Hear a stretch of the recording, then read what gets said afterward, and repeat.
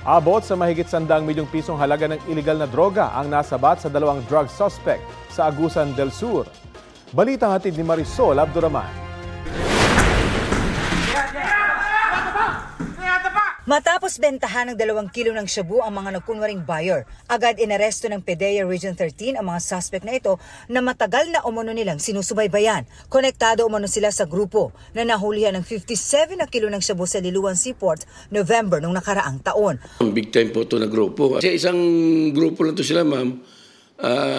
Yung details ng mga name of group members, hindi pa natin pwede ma-edible. Bukod sa 2 kilo ng shabu, nakuha sa kanila ang 14 pang kilo, kaya umabot sa 16 na kilong shabu ang na-recover na nagkakahalaga ng 108 million pesos. Mayroon sa sandalang na 14 kilos doon, kaya nakuha natin yung dala-dala pa nila na extra na shabu na was meant for future transactions pa sana.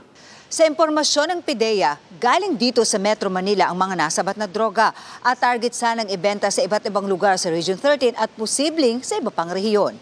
Naipusit daw ang droga ng mga suspects na nagkunwaring mga courier. Nakalagay sa mga courier na box. Nireposing lahat. Kaya nakuha sa doon sa box ng mga courier. Sila nagbitbit ng mga courier nito to Mindanao. True by land, ma'am. Nakuha rin sa dalawa ang digital weighing scale, pipe at iba pang drug paraphernalia. Wala pang pahayag ang mga suspect. Patuloy naman ang investigasyon sa krimen para matukoy ang mga kasabwat ng mga nahuling suspect. Marisol Abduraman, nagbabalita para sa GMA Integrated News.